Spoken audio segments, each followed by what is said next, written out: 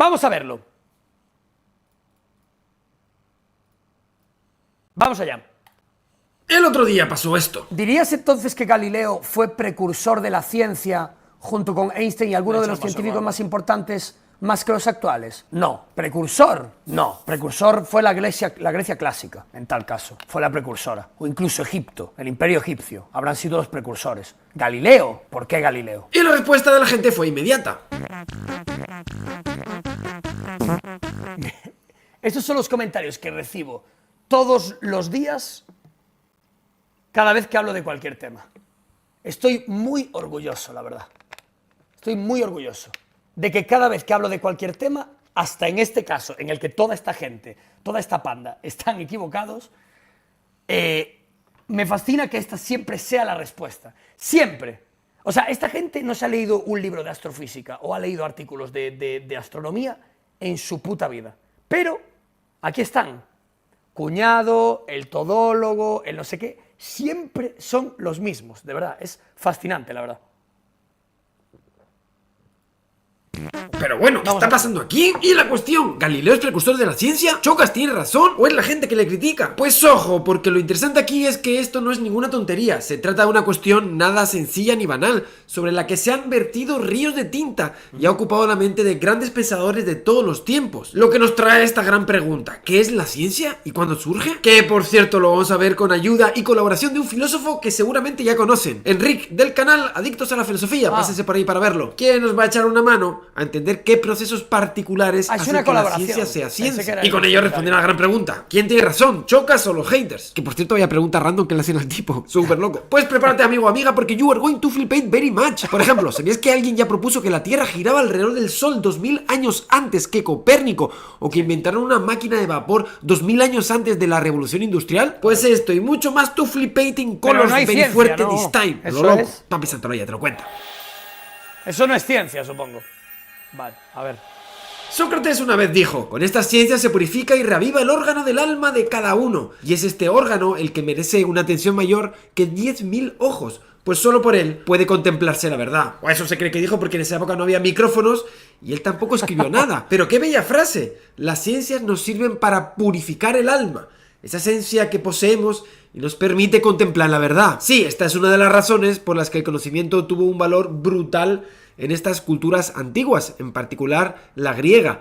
Y aunque ya se usaba esa palabra ciencia, del latín conocimiento, episteme en griego, podemos ver que lo que se hacía en aquellos tiempos, por ejemplo en la Academia de Platón, comparado con lo que se hace hoy en día, por ejemplo en un laboratorio moderno como en el CERN, pues no tienen nada que ver. Entonces la pregunta tiene sentido. ¿Cuándo nace verdaderamente la ciencia tal y como la conocemos? Y para responder a esto, ¿qué es la ciencia y qué no es ciencia? Y con ello nos acercaremos a la gran pregunta. ¿Es Galileo el verdadero precursor de la ciencia? ¿O fueron los antiguos griegos, como dijo Chocas? ¡Fight! Pues vamos para allá. Nuestro plan, conocer a los dos contendientes en profundidad y ver qué tienen en común y qué los diferencia. Pues empecemos por lo fácil. Este señor de aquí, su nombre es Galileo Galilei. Galileo nació en Pisa en el año 1564. Como ven, en pleno movimiento cultural que hoy llamamos Renacimiento. Y aunque comenzó a estudiar medicina en Pisa, Galileo se fue inclinando hacia las matemáticas. Ese es un chiste. A los 25 años en Pisa, como profesor en la universidad, comienza su leyenda. En esa época se mantenía el saber aristotélico en física, que decía cosas como que los astros son perfectos y no sufren cambios, que todos los cuerpos orbitan la Tierra o que lo más pesado cae más rápido. Pues Galileo quiso, para empezar, poner a prueba esto último, para demostrar que el saber antiguo estaba errado. Se cuenta que subió a la torre de Pisa y dejó caer dos cuerpos de distinto peso, pero uno encima de otro. Cayeron a la vez. Es el aire, pensaba, el que hace que la pluma caiga más lento, no su peso. Como se ha demostrado, por ejemplo, en una cámara de vacío. Galileo tenía razón. Pues a partir de ahí comienza una carrera que se puede calificar de revolucionaria por no llamarla kamikaze directamente, oponiéndose sistemáticamente una y otra vez a saber establecido. En 1609 con un... Algo que quiero añadir, estaba penado con la muerte en muchos casos, porque el saber de aristotélico, el saber de Ptolomeo, el saber de Grecia clásica, donde sí había ciencia y donde ya había pensamientos científicos, aunque muchos de ellos luego se desmintieron porque de aquellas no tenían ni los medios ni la capacidad de observación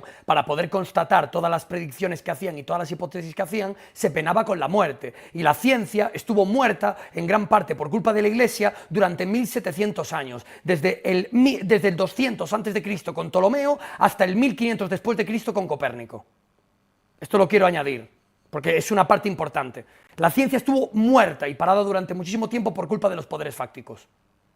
Esto es importante también. No sé El si lo dice telescopio en el empieza a vídeo, observar el cielo. Al ver la luna con aumento de un factor 20, pudo ver por primera vez la geografía de la luna, similar a la de la Tierra, con Correcto. montes y valles. Algo que contradecía Muy guapo, totalmente las totalmente. enseñanzas de Aristóteles. Correcto. Recuerden, decían que los astros eran esferas perfectas, Perfectas. incorruptibles. Y los descubrimientos de Galileo no paraban de sucederse. Las fases de Venus, las manchas del Sol o las 4 lunas de Júpiter, conocidas hoy como galileanas, en su honor. Cuando se suponía que todos los cuerpos orbitan la Tierra, Galileo está desmontando todo el conocimiento. Todo. Pero su gran obra es un tratado sobre el movimiento en apoyo al modelo heliocéntrico de Copérnico. Y es que Copérnico, unos años antes... O sea, vamos a poner a Galileo por encima de Copérnico, cuando la obra magna de Galileo es basada en la obra magna de Copérnico. Si Copérnico no llega a existir, a saber qué hubiese pasado con Galileo. O con Kepler, que es su coetáneo. Aunque Kepler no tenía la visión heliocentrista del universo. Tenía una mezcla rara. Pero eran dos coetáneos que estudiaron en su día a Copérnico, porque Copérnico sentó las bases con el Revolutionibus. Entonces, claro, sí, es que para empezar es una tontería el poner a Galileo como el primero cuando antes ya va Copérnico. Ya solamente por Copérnico ya no debería ser nunca el primero, Galileo. Porque estamos hablando de precursor, no de importancia. No me voy a meter ahí. ¿Quién es más importante, Copérnico o Galileo? Es posible que Galileo por el método científico, pero no nos vamos a meter ahí. Vamos a meternos en quién fue primero qué, o no sabéis lo que significa ser precursor de algo. Buscadlo en un diccionario. Estamos hablando de ser el primero. Primero va Copérnico. Y esto hablando de la edad moderna, que es a partir de 1500. Hablando de la edad moderna, porque antes van muchas cosas. Antes van muchas cosas, pero bueno...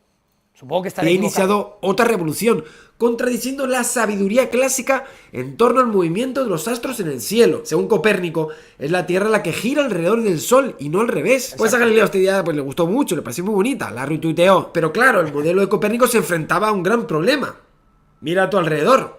¿Acaso sientes que nos estamos moviendo a unos 10.000 kilómetros por hora? Es más, ¿por qué si nos movemos, si lanzamos una pelota en vertical, cae en nuestra mano y no atrás? Galileo se dio cuenta Es que para que algo así tenga sentido hay que cambiar la noción misma de movimiento, dando con lo que hoy conocemos como la relatividad de Galileo, que es un punto clave para poder aceptar el heliocentrismo. Pero hay más. Otro de sus grandes trabajos fue sobre el movimiento también. Fue capaz de matematizarlo, creando lo que se conoce hoy como cinemática, con experimentos que hizo al respecto, muy sistemáticos y concienzudos. Hoy conservamos sus rampas con las que medía el ritmo de caída acelerado de los objetos, algo que, una vez más, contradice el saber aristotélico. Su mente no paraba de idear y de crear teorías, pero también inventos, proyectos, que se sumaban a una forma brillante de exponerlos e hicieron de Galileo una estrella en su época. Pero entonces, a sus casi 50 años, sobrevino la desgracia, en una historia, no sé si intencionadamente, generalmente mal contada, porque eso da para otro vídeo, donde la Iglesia abre un proceso contra Galileo, quien se enfrenta a penas de prisión por sus ideas revolucionarias, entre ellas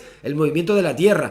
Tuvo que retractarse públicamente, de ahí es su famoso Eppur si muove, y sin embargo se mueve. Finalmente, gracias a sus amistades, su pena de prisión es rebajada a arresto domiciliario. Como han visto, Galileo es uno de los grandes científicos de todos los tiempos, sin lugar a dudas. Yo lo puse, de hecho, en mi top 3 de toda la historia. No hay discusión. Pero es que aquí la pregunta no es esa, es otra. ¿Hay algo de lo que hizo que fuera radicalmente nuevo?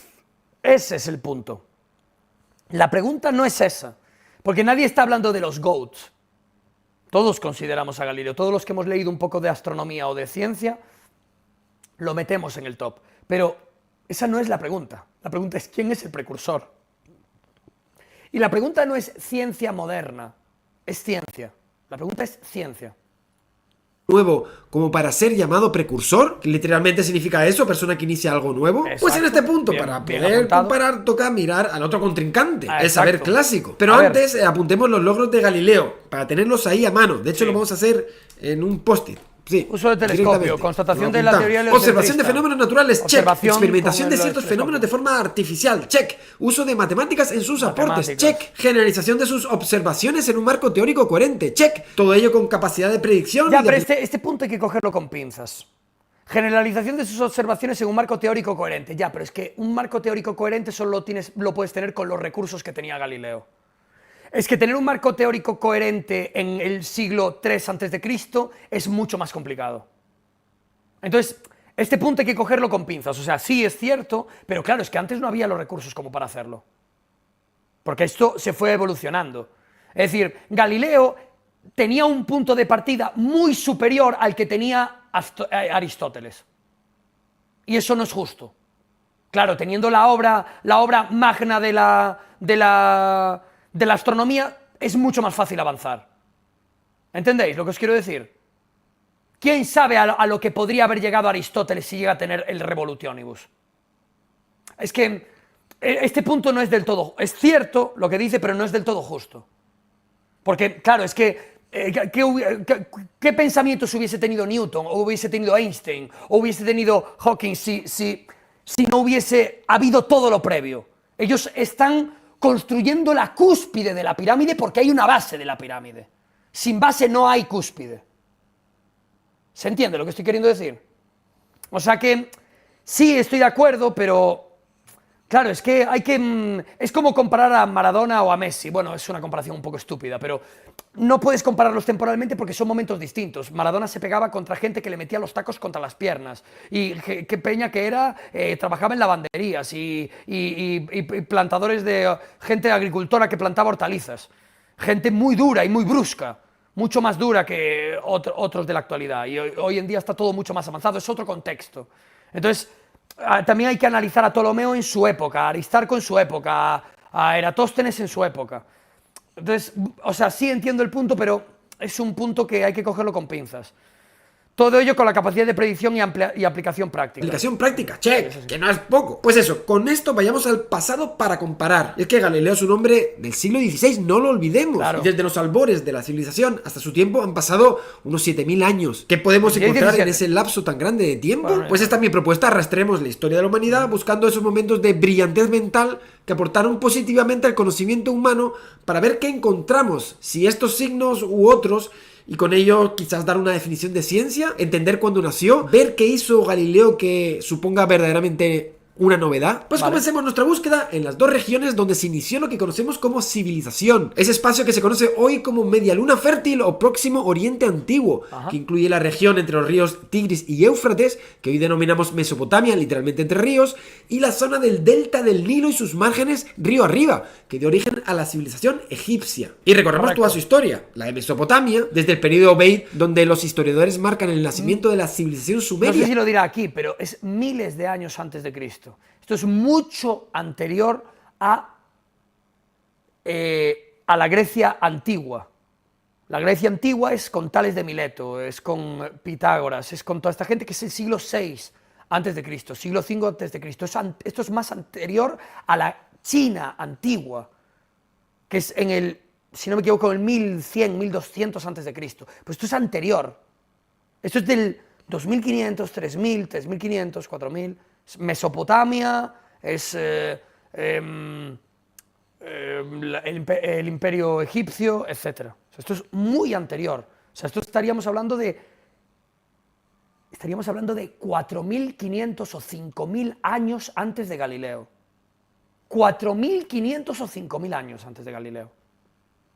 Supongo que lo dirá, no lo sé, pero... En Eridu, para tenerlo en donde cuenta, el dios Marduk había creado el mundo, algo que tuvo lugar hacia el 5000 a.C., con el posterior florecimiento de núcleos como Uruk, Ur o Nippur, y la unificación por primera vez bajo el conquistador Lugalsagesi de Uma hacia el 2300, y luego con los imperios acadio, bajo Sargón, babilonio, del rey Hammurabi, o amorreos, asirios y caldeos, a la par que exploraremos la de Egipto, con sus primeros asentamientos neolíticos alrededor del 5000 a.C., la primera unificación por Menes hacia el 3200 a.C., con capital en Memphis, dando lugar a la primera dinastía en el Egipto arcaico, el Imperio Antiguo con las grandes pirámides, el Imperio Medio y la famosa época del Imperio Nuevo, de grandes faraones como Amosis o Tutmosis III. Pues observando el desarrollo de estas dos primeras civilizaciones encontramos algo muy interesante. Tan pronto como surge la civilización... Me encanta la pasión con la que lo dice. Es increíble ver a alguien tan apasionado.